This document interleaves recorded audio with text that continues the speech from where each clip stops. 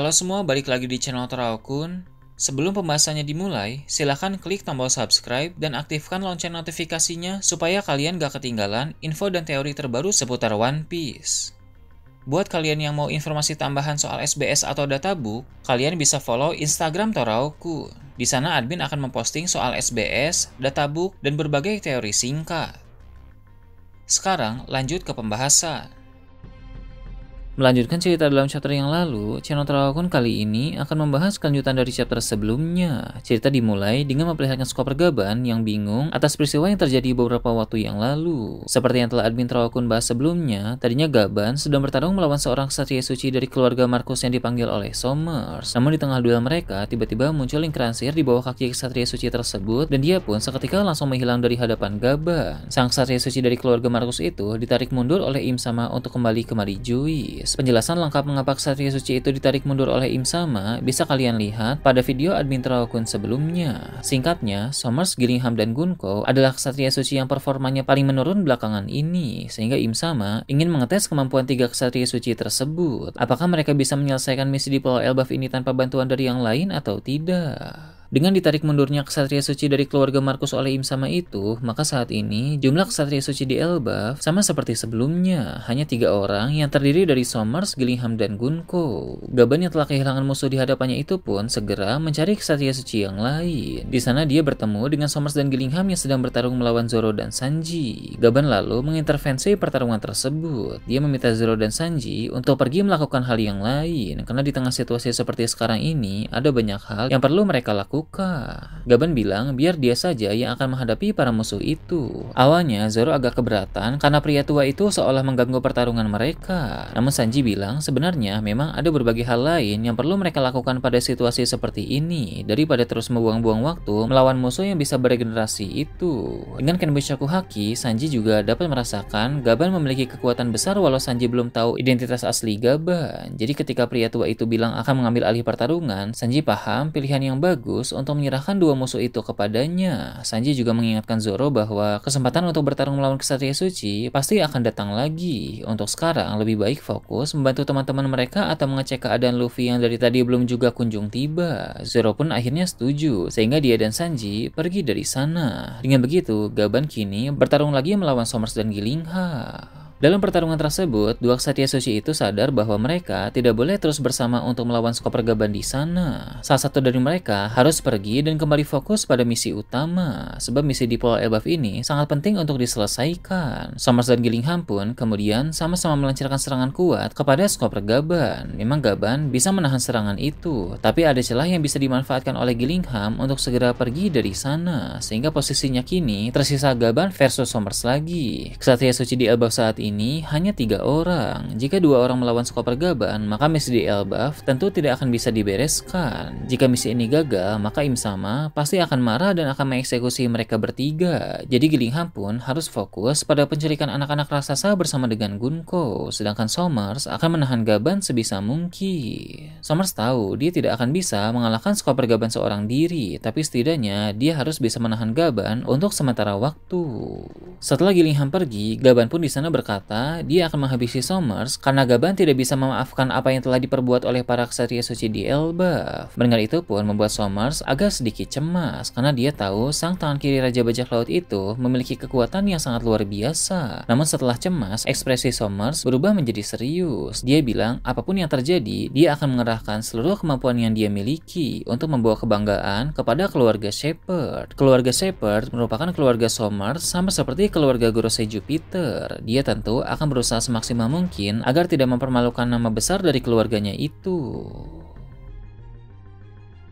Beralih ke tempat lain yang jauh dari sana, Pulau Karibari sebagai markas Cross Guild ditampilkan kembali. Sesuai dengan yang admin Toraokun bahas sebelumnya, tempat itu mengalami serangan besar dari armada angkatan laut di bawah komando Admiral Ryokugyu. Mereka mendapat perintah dari Akainu untuk meringkus organisasi merepotkan itu. Mihawk, Crocodile, dan beberapa petinggi lain kecuali Buggy maju untuk bertarung. Dalam perang tersebut, Mihawk sebagai orang terkuat di Cross Guild bertarung melawan Ryokugyu sebagai pemimpin armada besar angkatan laut tersebut. Duel mereka berjalan dengan seru, tapi tentu Mihawk lebih lebih unggul. Bahkan ada momen juga di mana Mihawk berhasil mengalahkan salah satu Seraphim, kemudian lanjut bertarung lagi melawan Ryokugyu.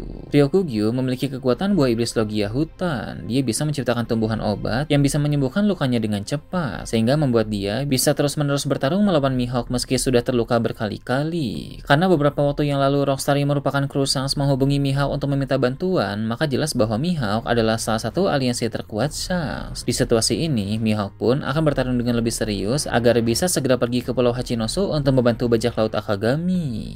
Ketika menebas Ryokugyu kali ini, Mihawk melancarkan serangan kuat yang memiliki nama jurus. Biasanya, Mihawk menebas tanpa mengatakan nama jurusnya. Nah, sedangkan di sini, Mihawk mengucapkan nama jurusnya, yang menandakan bahwa itu adalah serangan kuat yang Mihawk lancarkan dengan sangat serius. Seperti yang Admin Terokun katakan sebelumnya, serangan serius Mihawk ini memiliki tema kegelapan sama seperti Rayleigh, yang mana itu mengindikasikan bahwa Mihawk adalah murid Rayleigh di masa lalu. Kasusnya sama seperti Shanks yang merupakan murid dari Roger. Shanks memiliki teknik dan gaya serangan yang sangat mirip bahkan sama dengan Roger. Di sana, Ryokugyu pun menjadi terpojok lagi setelah Mihawk menggunakan tebasan kegelapan itu. Tumbuhan obat yang Ryokugyu ciptakan tidak bisa menyembuhkan dengan cepat luka-lukanya itu lagi. Dari yang Admin Terokun lihat, sebenarnya luka itu masih bisa disembuhkan. Hanya saja proses penyembuhannya menjadi sangat lambat karena tebasan kegelapan Mihawk itu sulit untuk disembuhkan. Para marinir lain di sana pun mengkhawatirkan Ryokugyu ketika melihat dia terkena serangan kegelapan dari Mihawk. Para marinir itu pun berniat untuk menyerang Mihawk bersama-sama agar mengelur waktu untuk proses pemulihan Ryokugyu. Beberapa dari mereka merupakan para Vice Admiral, tapi tentu kemampuan dari mereka semua bukan tandingan Mihawk. Mihawk di sini melancarkan tebasan-tebasan santai tanpa nama jurus untuk mengalahkan semua orang itu. Jadi tebasan kegelapan Mihawk hanya dia lancarkan untuk menyerang Admiral Ryokugyu saja. Sedangkan untuk melawan para Vice Admiral dan para kroco angkatan laut, Mihawk menggunakan tebasan yang biasa saja. Menurut Admin Terokun, sepertinya Mihawk ingin menghemat tenaga untuk pertarungan di Pulau Hachinosu nanti. Ketika menebas para Vice Admiral dan para kroco angkatan laut di sana dengan tebasan biasa, kemampuan mata elang Mihawk pun mendapat sorotan khusus. Dengan penglihatan yang sangat tajam itu, dia mampu melihat dengan baik posisi dari semua musuh dan arah dari serangan mereka, sehingga Mihawk bisa menangani itu semua dengan sangat cepat dan juga tepat. Setelah para marinir yang mencoba menyerang Mihawk itu tumbang, Ryokugyu sudah pulih kembali berkat tumbuhan herbal tadi. Meskipun tebasan kegelapan Mihawk masih terasa sakit, tapi setidaknya luka di tubuh Ryokugyu itu sudah tertutup kembali. Dia pun segera menciptakan banyak pohon dan tumbuhan di area sekitar, lalu bersiap untuk melawan Mihawk sekali lagi. Sang admiral itu akan bertarung dengan lebih serius dan memakai strategi berbeda dari sebelumnya. Ryokugyu juga berkata, Mihawk memang sosok yang sangat kuat. Reputasi tentang dirinya sama sekali tidak dilebih-lebihkan. Walau Ryokugyu terbilang baru dalam angkatan laut, tapi dia sudah sering mendengar cerita menakutkan dari para marinir tentang keganasan Mihawk di masa lalu. Salah satunya adalah kisah masa lalu sang pendekar pedang terkuat itu yang pernah menjadi pemburu para marinir. Sebenarnya hal ini sudah pernah dikonfirmasi oleh Crocodile dalam pembicaraannya dengan Mihawk beberapa waktu yang lalu. Saat itu Crocodile bilang Mihawk dulu dikenal sebagai pemburu para marinir. Jadi perkataan Ryokugyu sekarang ini semakin menegaskan akan hal tersebut.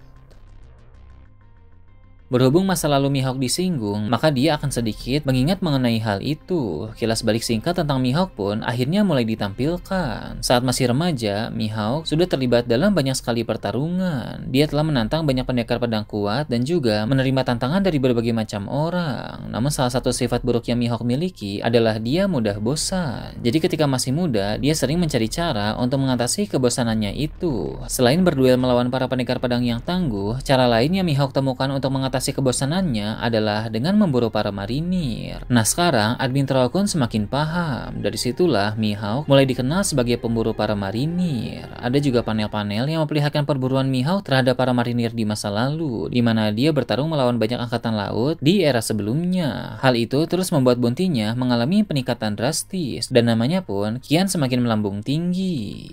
Kilas balik pun berakhir dan cerita kembali ke masa sekarang ini. Ryokugyu telah menciptakan banyak sekali pohon dan tumbuhan mematikan di sekitar area pertarungan mereka. Dia mulai bersembunyi di belakang pohon-pohon itu untuk menghindari tebasan kegelapan dari Mihawk. Lalu Ryokugyu pun mengendalikan pohon-pohon itu untuk melancarkan berbagai serangan kepada Mihawk. Serangan ini sangat bervariasi karena tiap jenis pohon yang Ryokugyu ciptakan sangat berbeda dan ukurannya juga berbeda-beda. Namun di sana Mihawk segera menebas semua tumbuhan yang terarah kepadanya itu. Sepertinya tak lama lama lagi, pertempuran ini akan segera berakhir dengan kemenangan di tangan Mihawk. Karena dari yang admin Terokun lihat, Mihawk lagi-lagi mengambil ancang-ancang untuk melancarkan tebasan kegelapan ke arah Ryokugyu. Jika sekali lagi Ryokugyu terkena tebasan itu, maka pasti dia akan terluka parah dan langsung kalah. Berpindah ke tempat lain, diperlihatkan kantor koran World Economic milik Morgan. Di sana Morgan sedang membicarakan berbagai kabar terbaru bersama dengan Vivi dan Wapol. Salah satunya adalah tentang beberapa negeri yang berafiliasi dengan pemerintah dunia kini mengundurkan diri. Mereka keluar dari afiliasi tersebut karena berbagai alasan yang terjadi belakangan ini. Salah satu di antara negeri-negeri itu adalah kerajaan Dressrosa di bawah kepemimpinan Raja Riku. Vivi pun mendengar dengan serius perkataan dari Morgan ketika kerajaan Dressrosa sedang disinggung karena waktu di referee kemarin Vivi berteman baik dengan Rebecca yang merupakan putri kerajaan Dressrosa. Morgans bilang negeri-negeri yang keluar dari naungan pemerintah dunia tersebut tidak keluar begitu saja, melainkan sekarang ini mereka sedang mengadakan sebuah pertemuan. Jadi mereka memiliki rencana khusus untuk menjalankan semacam aliansi baru atau kerjasama antar kerajaan, karena kini mereka tidak boleh lagi bergantung kepada pihak pemerintah dunia. Cerita kemudian berpindah ke kerajaan Dressrosa, yang mana di sanalah tempat pertemuan itu diadakan. Sekarang Raja Riku sedang duduk bersama beberapa raja dan ratu dari negeri lain. Dari yang admin Terokun lihat, di sana juga ada Raja Elizabelo dari kerajaan Proden. Sekadar mengingatkan kembali, Raja Elizabelo juga dulu pernah terlibat dalam pertarungan di Kolosium Dressrosa demi memperebutkan Mera-Mera Nomi. Rupanya sekarang ini dia berteman baik dengan Raja Riku, yang mana berarti kerajaan Prodens juga berafiliasi dengan kerajaan Dressrosa. Raja Riku pun akan segera memulai rapat penting di tempat itu. Namun, tanpa mereka sadari, saat ini ada beberapa agensi P0 yang mulai mendatangi kerajaan Dressrosa. Hal ini mungkin akan menjadi masalah baru, sebab ketika si P0 mulai bergerak, maka artinya pemerintah dunia sedang mengambil langkah yang serius. Beralih ke tempat lain, diperlihatkan Pulau Hachinosu. Pertempuran yang melibatkan bajak laut Akagami dan Angkatan Laut melawan kelompok bajak laut Kurohige dan para aliansinya masih berlangsung dengan sengit. Saat ini, bagian penjara akan disorot. Seperti yang telah admin Terokun bahas beberapa waktu yang lalu, Koby ingin membebaskan Puding dari penjara di sana. Tapi Karibo muncul dan memanggil para bajak laut lain untuk menangkap Koby bersama-sama. Sang pahlawan muda dari Angkatan Laut itu pun tidak tinggal diam. Koby segera melancarkan teknik Honesty Impact yang membuat Karibo dan yang lain tumbang seketika. Koby lalu berkata, Puding harus tetap berada di dekatnya, karena situasi saat ini benar-benar sangat kacau. Bisa dibilang saat ini tidak ada tempat yang aman di Pulau Hachinosu.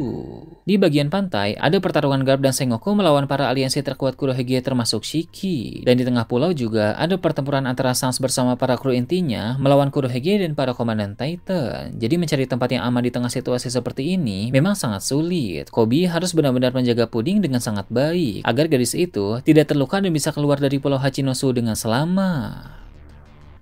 Nah itu tadi berbagai hal menarik pada chapter 1149. Gimana menurut kalian? Silahkan tulis di kolom komentar di bawah. Oke, segitu aja untuk pembahasan kali ini. Jangan lupa like, share, dan subscribe untuk video menarik selanjutnya. Gue Toraokun, Shambles.